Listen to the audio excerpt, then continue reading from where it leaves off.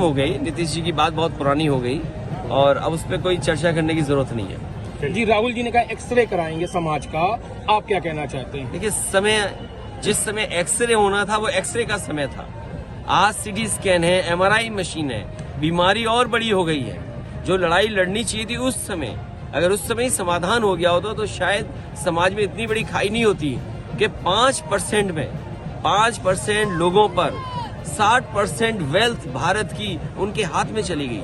कोई कल्पना कर सकता है कि भारत इतना बड़ा देश, 140 करोड़ आबादी का देश, और 5% लोगों पर पूरी की पूरी धन दौलत हो देश की? तो ये किसने किया? ये पुरानी सरकारें जो थी उनकी गलत नीतियों के कारण थी। जब एक्सरे करना था तब एक्सरे किया नहीं तो बीमारी बढ़ गई। आज एमआरआई सीटी स्कैन की जरूरत है। मुझे उम्मीद है कि जब कभी भी समाजवादियों को मौका मिलेगा सबसे पहले जाति गणना कराई जाएगी। कांग्रेस वो पार्टी है जिसने आजादी के बाद जाति गणना नहीं कराई। लोकसभा में नेताजी शरद यादव जी, लालू प्रसाद यादव जी, तमाम दक्षिण भारत के दल जब मांग कर रहे थे जाति गणना की तो कांग्रेस पार्टी ने जाति गणना नहीं कराई। आज क्यों जाति गणना कराना चाहते हैं? क्योंकि वो जानते हैं कि उनका ट्रेडिशनल वोट उनके पास नहीं है। वो पिछड़े दलित और आदिवासियों की तरफ देख रहे हैं। पिछड़े दलित आदिवासी भी जानते हैं कि आजादी के बाद धोखा उन्होंने दिया, इसलिए इस बार उनकी कहीं बात बनने वाली। इंडिया गठबंधन कैसे चलेगा ऐसे में? इंडिया गठबंधन आगे देखा जाएगा। आप यहाँ पिछड़ा वर्ग ओबीसी पर ज्यादा आपने फोकस किया। 27% मध्य प्रदेश में आरक्षण नहीं मिलता। 27% लागू होना चाहिए और जिन जिन प्रदेशों में सरकारें ऐसी बनी जिन्होंने पिछड़े दलित और आदिवासी के हक और सम्मान को समझा, बाबा साहब का संविधान के तहत जिनको मिल सकता था वो मिला है। आप उत्तर प्रदेश देख लो, बिहार देख लो, अब तो बिहार एक कदम और आगे चला गया।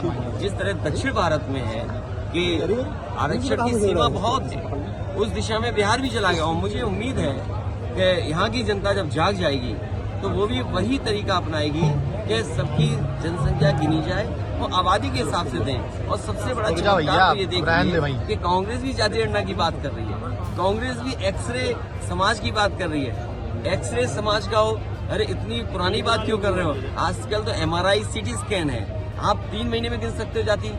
आज टेक्नोलॉजी है, आज इतना सब कुछ डेटा अवेलेबल है, सबका आधार बना हुआ है, आपको समय क्यों लगेगा? इसलिए जो एक्सरे की बात कर रहे हैं वो वही लोग हैं जिन्होंने कभी आजादी के बाद से जाति गणना रोकी। अब आप ये सोचिए कि किसान सम्मान राशि जो दे रहे हैं, जो निधि है उनकी, उसमें किसान को दे रहे हैं आप। यहाँ पर 1500 करने के दावा कर रहे हो।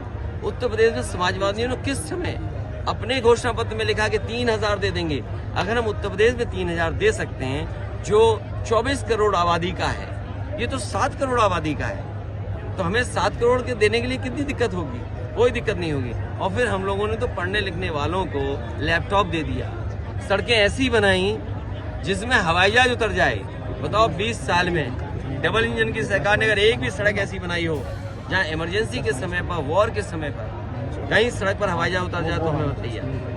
उन्होंने कहा कि 15 दिन के अंदर ये जो छोटा जानवर है, छोटा जानवर है, इसकी समस्या का। लेकिन अगर आप आज भी हम करके देखें, उत्तर प्रदेश से लेकर के मध्य प्रदेश, उत्तर प्रदेश में भी बीजेपी की सरकार है, यहाँ भी बीजेपी की और बीजेपी के प्रधानमंत्री है, तो उम्मीद क्या करोगे? जानवर आज भी किसान को बर्बाद कर रहा है, पलायन के लिए मजबूर है।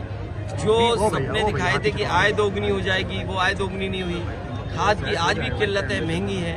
आप सोचिए आज के समय पर अगर ट्रांसफार्मर फूक जाए, 1 महीना 2 महीना, इतने दिनों में ट्रांसफार्मर बदलेगा गरीब का। और फिर क्यों कहते हो आप डबल इंजन की सरकार, जब आप एक गांव का ट्रांसफार्मर नहीं बदल पा रहे हो, एक ट्रांसफार्मर जो मामूली कैपेसिटी का है, और कहते हैं आप डबल इंजन की सरकार।